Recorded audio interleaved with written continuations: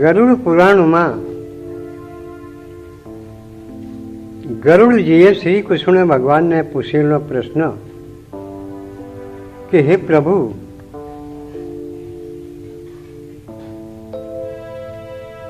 હું એ જાણવાની ઈચ્છા રાખું છું કે પ્રથમ માનવ શરીરનું બંધારણ,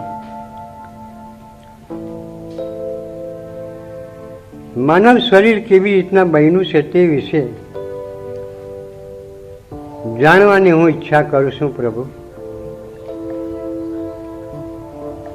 તેમાં કોણ કયું કાર્ય કરતા છે, કેટલી ઇન્દ્રિયો છે, કેટલા પ્રાણ છે, કેટલા વાયુ છે, એ સર્વત્ર હું આપની પાસે જાણવાનો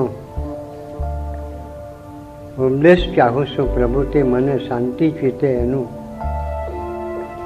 કંઈ સમાધાન કરી આપો, જેથી મારા મનમાં જે શંકા ઉદ્ભવ ભવેલી છે તે નાશ થાય.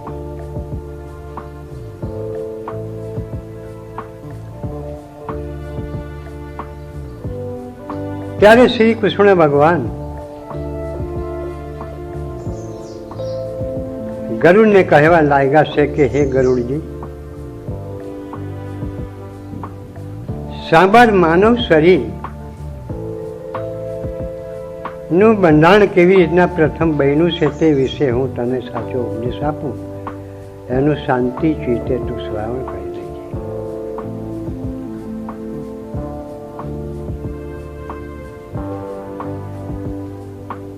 આકાશ, વાયુ,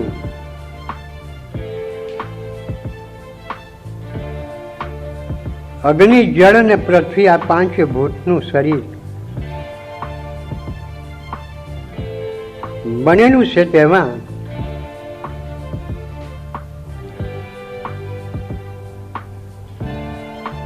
પાંચ જ્ઞાની ઇન્દ્રિય અને પાંચ કર્મ ઇન્દ્રિય આ શરીરના મધ્યમ ભાગમાં 10 ઇન્દ્રિયો રહે છે.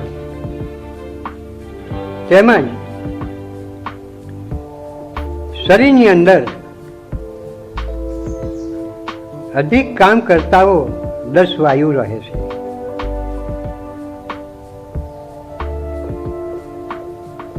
તેમજ આ શરીરમાં સૌથી શ્રેષ્ઠ મન રહે છે. તો પ્રથમ આ શરીરને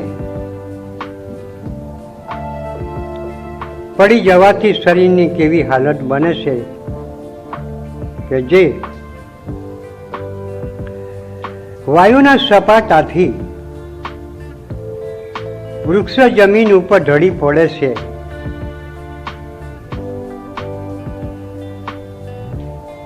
તેવી રીતે આ માનવ શરીર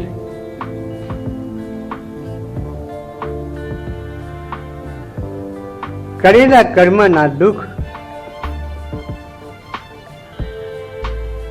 ના કારણે આ શરીર જમીન પર ઢળી પડે છે. તો અંદર રહેલી 5 કર્મ ઇન્દ્રિય, 5 જ્ઞાની ઇન્દ્રિય, 10 મધ્યમ ભાગમાં રહેલી એ ઇન્દ્રિય અને 10 વાયુ છે, તે એક પછી એક જ્યાં કર્મના આધીનથી નવું શરીર ધારણ કર્યું હોય તેમાં એ પસાર થાય છે. તે વિશે ઉપદેશ આપું છું. પ્રથમ તો પંચમહાભૂતોનું શરીર જમીન પર ઢળી પડવાથી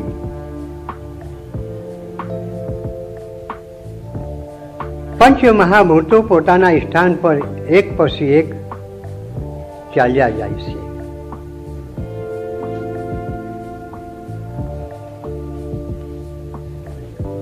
આકાશ તત્વ આકાશમાં જઈને સમાઈ જાય છે, વાયુ તત્વ વાયુમાં જઈને સમાઈ જાય છે,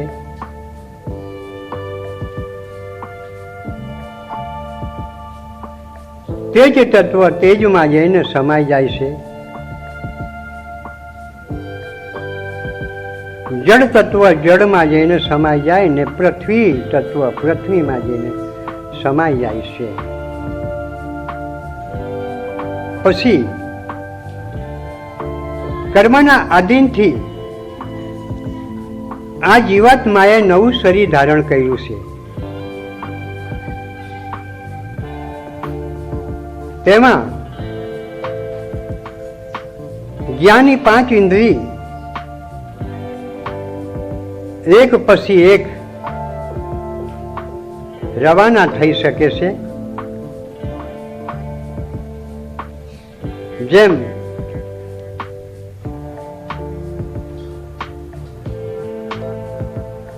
કર્મ ઇન્દ્રિય પણ એક પછી એક નવા શરીરમાં પ્રવેશ થઈ શકે છે. તેમજ મધ્યમ ભાગમાં જે રહેલી 10 ઇન્દ્રિયો એને મુખ્ય કહેવામાં આવી છે. તેમાં 3 ઇન્દ્રિય અધિકતા કહેવામાં આવી છે. તેમાં એક જ સૂક્ષ્મણા નારી અધિક કહેવામાં આવે છે. અને 10 જે વાયુઓ છે તે સર્વત્ર એક પછી એક જઈને નવા શરીરમાં પ્રવેશ પાછા થાય છે. અને જેમ કે જૂનું ઘર સળગી જતા ઘરનો માલિક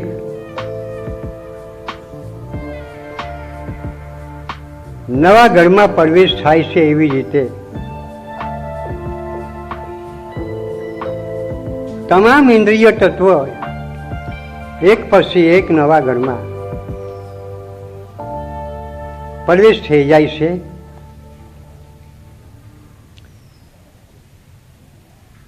પંચભૂતનું બનેલું નવું શરીર,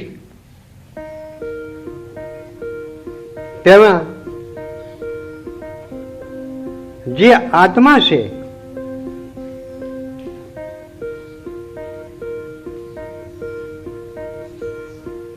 તે આત્મા ફરી નવા શરીરમાં પ્રવેશ થઈ જાય છે. અને શરીરનું સંચાલન આ શરીરમાં પ્રાણવાયુનું અધિક કહેવામાં આવે છે. હવે 5 જ્ઞાની ઇન્દ્રિય અને 5 કર્મ ઇન્દ્રિય તેમજ 10 મધ્યમમાં જે ઇન્દ્રિયો છે અને 10 વાયુઓ છે એના મુખ્ય નામો આપવામાં આવે છે. તે વિશે શ્રવણ કરજો. કાન, તમાચા, નેત્ર, જીભ અને નાક આ જ્ઞાની ઇન્દ્રિય 5 છે. હાથ, પગ, ગુંડા, વાણી અને ઉપરથી આ 5 કર્મ ઇન્દ્રિય છે. તે નવા શરીરમાં પ્રવેશ થઈને પોતપોતાના ધર્મહિત કામ કરવા લાગી જાય છે. તેમજ આ શરીરમાં મધ્યમ ભાગમાં રહેલી 10 ઇન્દ્રિયોના નામ છે ઈંડા, પિંગલા, સુખમણા, ગંધારી, ગજ, જીહવા અને પૂષા. અને 7મી અસા, અલુંબોજા, કહું, શંખની આમ 10 નાડીઓ પણ નવા શરીરમાં એક પછી એક જઈને ત્યાં ધારણ થઈ જાય છે. તેમજ આ શરીરમાં 10 વાયુઓ રહે છે. તેના નામ પ્રાણ, અપાન, સમાનું ઉડાન, વ્યાન, નાગ અને કુર્મ, કુકર, દેવદંત અને ધનંજય. આમ 10 વાયુઓ પણ તે નવા શરીરમાં પોતાના જૂના શરીરમાં જે કાર્ય કરતા હતા તે પ્રમાણે નવા શરીરમાં એ કામ શરૂઆત કરે છે. તેમજ આ શરીરની અંદર પ્રાણવાયુ અધિક કામ ઉઠાવી રહેલા છે. બધા જ ઘણા ખરા કામો પ્રાણવાયુના કહેવામાં આવે છે.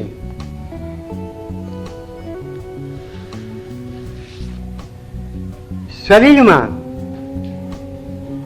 અન્ન ખાધેલું પચન પ્રાણવાયુ કરે છે. તેમજ એની મુખ્ય શક્તિ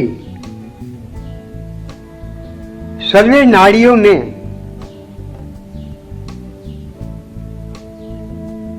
પ્રવેશ કરી શકે છે. પ્રાણવાયુ શરીરના અંદર રાત દિહા અધિક કામના ધર્મ પ્રમાણે એ કામ કરી રહ્યો છે. શરીરના એકથી તમામ સુધી કામો પ્રાણવાયુના છે. તેમજ પ્રાણવાયુ શરીરમાં પ્રચાર કરવા માટે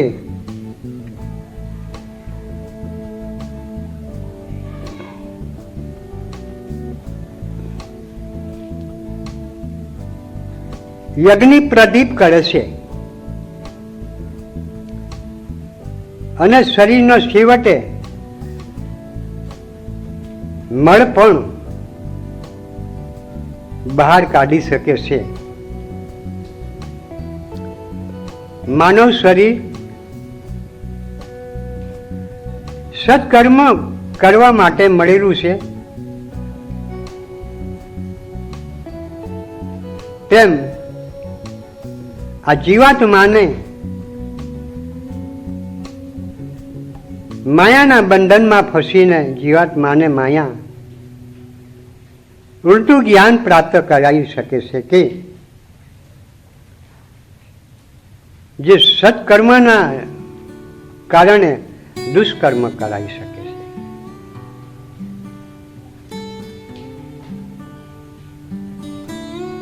ત્યારે કર્મ ધર્મનું ફળ આ જીવાત્માને મળી શકે છે.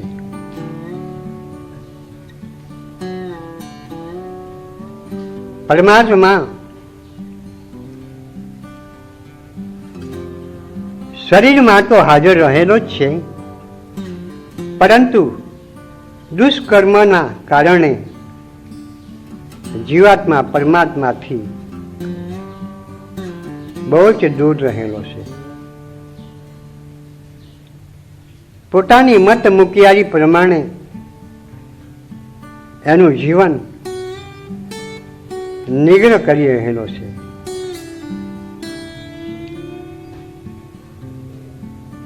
ખરાબ રસ્તાઓ પર રાત દિહા પસાર થઈને કુકર્મ પાપ અતિશય કમાઈ જાય છે.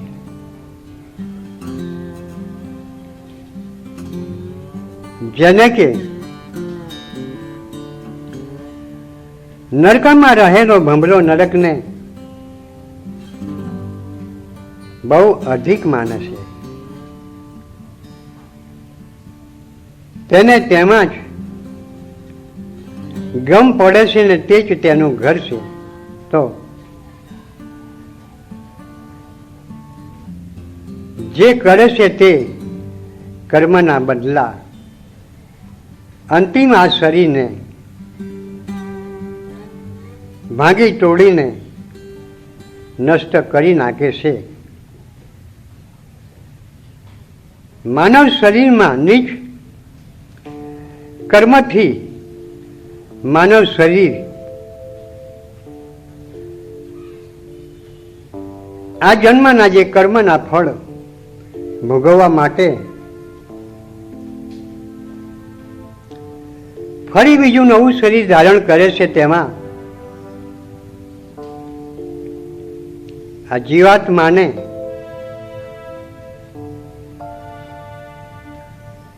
દુઃખના પહાડો પર ડુંગર ઉપર ચડવું પડે છે.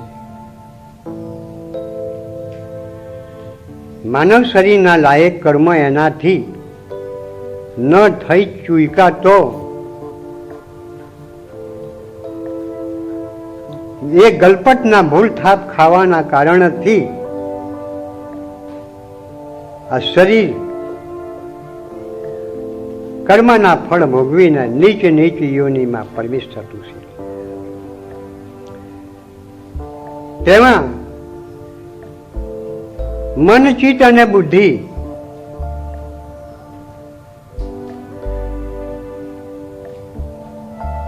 सत्कार्यों में रत रहीने पापनी कमाणी अधिक करी आत्मा ने जन्म जन्मना बंधन में फसावी दीधो छे.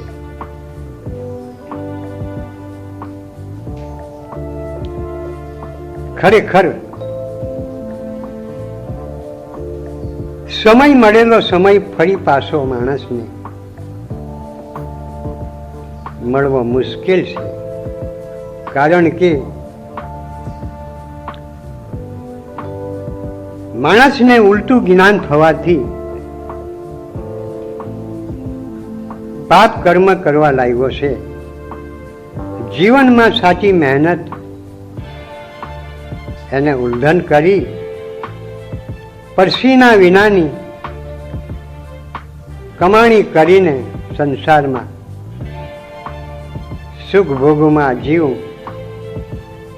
માલવા લાગ્યો છે. તો ખરેખર બાલ્ય અવસ્થા, યૌવન અવસ્થા અને બુદ્ધા અવસ્થા, यौवन अवस्था में जे करेला कर्मना फल बुद्धा अवस्था में एना बदला आपवा पड़े छे. त्यारे कह्युं छे संतोए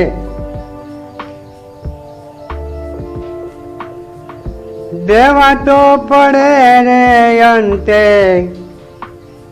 देवा तो पड़े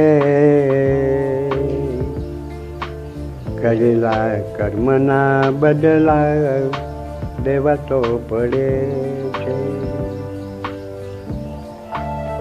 करेला कर्मना बदला देवा तो पड़े छे. भोगवा पड़े रे अंते भोगवा पड़े छे. करेला कर्मना बदला भोगवा पड़े छे.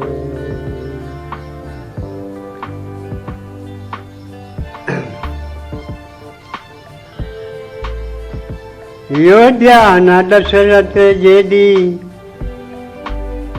श्रावण मार्यो छे.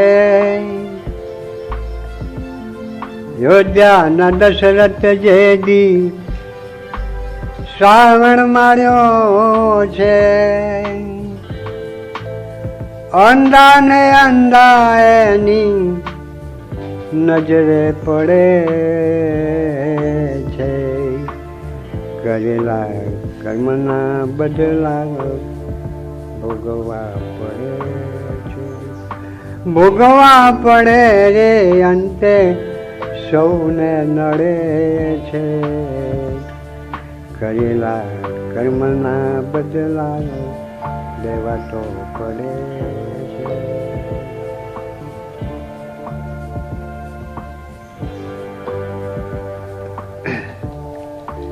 ઇન્દ્રના ઘરમાં જે દી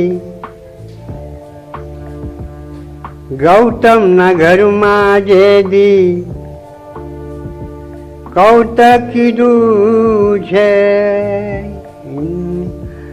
ગૌતમના ઘરમાં જે દી કૌતુક કીધું છે, ઇન્દ્રને દુખડા પછી ભોગવવા પડે છે. કરેલા કર્મના બદલા હોવને નડે છે, હોવને નડે અંતે ભોગવવા પડે છે. કરેલા કર્મના બદલા હોવને નડે છે, દેવા તો પડે રે અંતે દેવા તો પડે. કરેલા કર્મના બદલા દેવા તો પડે. રામે વાલીને જે દી પ્રાણ લીધા છે, રામે વાલીને જે દી પ્રાણ લીધા છે,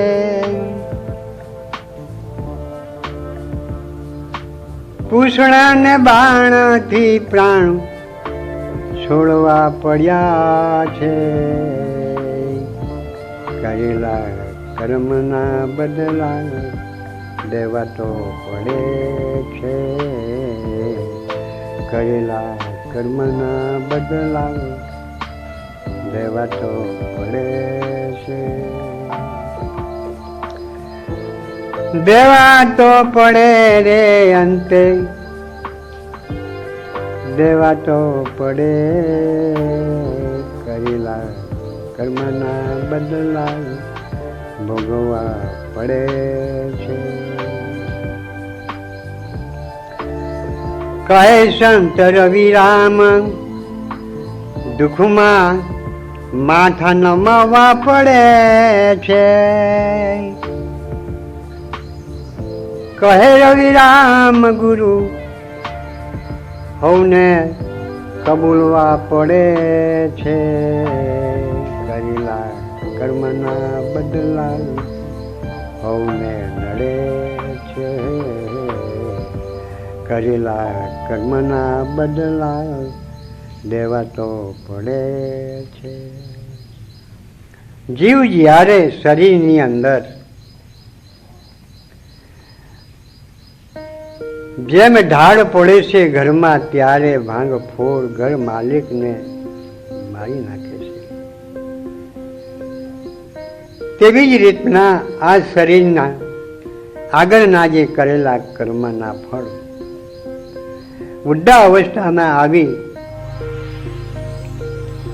જેમ ચારે બાજુથી દુશ્મનોનો ઘેરો થાય છે, એવી રીતના અનેક દુઃખો એક પછી એક ઉપસ્થિત થાય છે. ત્યારે જીવને ન રાત જાય, ન દિવસે જાય, ન ઊંઘ આવે, ન આરામ, ખાધેલું અન્ન પચે ના, પાણી પીવાય ના. શરીરના અંદર જીવાત્મા તાલાવેલા મારે છે, પણ શરીર છૂટતું નથી. કારણ કે જે કરેલું તે એને અવશ્ય પાર કરવું પડે છે. ત્યારે ઘર કુટુંબના સગા સંબંધીઓ, બાળ બચ્ચા, પરિવારો, માતા પિતા, સ્ત્રી પુત્રો સર્વોને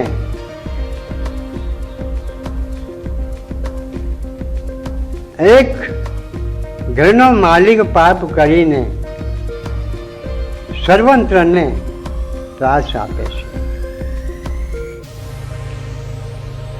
તો એના પસાર એની વંશ પરામ પેઢી પણ પિતાના પગલે ચાલવા વાળી છે. તો પુરાણો મેં શાસ્ત્રો મેં સત ઉપદેશ આપેલા છે. જીવાત્માએ જ્યારે યૌવન અવસ્થામાં જોયું છે કે પડોશની અંદર કેટલું દુઃખ ભોગવે છે, કેટલીક એને ઈજા પડે છે, તો ખુદ પોતે ના સુધરી શકાય ખરું, પણ એકબીજાને જોઈને તો સુધરવું જોઈએ. તો પણ તેને જોવે છતાંય પણ સુધરવાનો પ્રયત્ન ના કરી શકે. સંતોનું સીધું કહેવું ઉલટું માનીને જે પગલા પાપના ભરતા હતા એના અંદર રાત દિવસ હચમચી અને અસતનો માર્ગ પાર કર્યો. ત્યારે પાપના આધારે હવે પછીનું શરીર નવું એકદમ કષ્ટનું એને મળે છે. 5 કર્મ ઇન્દ્રિય, 5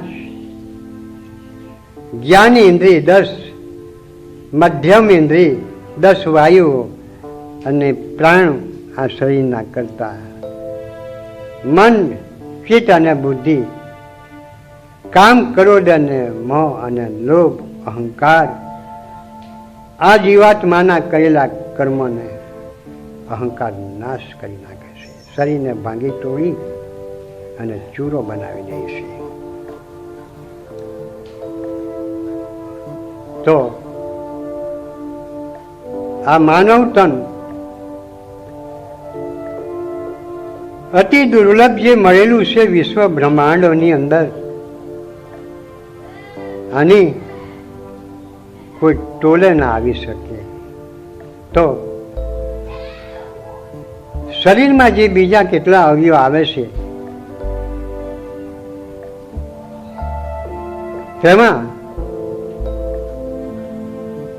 આ પહેલા વિદ્યાનો ભાગ છે અને બીજા વિદ્યાની અંદર દર્શાવવામાં આવશે. તો ભાગ પહેલો સંપૂર્ણ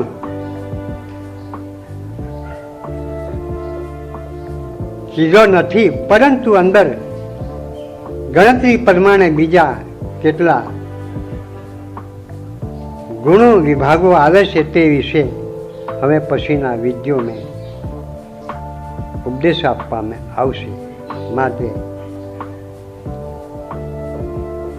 એક કાને સાંભળીને બીજા કાને આ શબ્દોને કાઢી ના નાખશો. વિડીયો જોવાથી તમને સુખ છે ને વિડીયો જોવાથી પણ દુઃખ છે. વિડીયો જોવાથી સુખ કેમ છે કે જે અંદર જે મુખ્ય મેન રહસ્ય ઉપદેશો થયેલા છે તે ઉપદેશનું પાલન કરી જીવનમાં સત્કર્મના માર્ગે ચાલવું જોઈએ. તો વિડીયો જોવાથી સુખ છે અને વિડીયો જોવાથી દુઃખ છે. વિડીયો જોઈને એક કાને સાંભળી બીજા કાને કાઢી નાખે, અંદરના ઉપદેશનું પાલન નથી કરતા, તો આ વિડીયો જોનારને દુઃખ છે.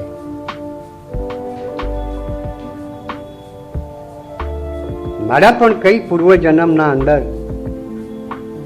કરેલી સતની કમાણીથી આ જ્ઞાન પ્રચલિત તમને વગર મહેનતે ઉપસ્થિત કરું છું.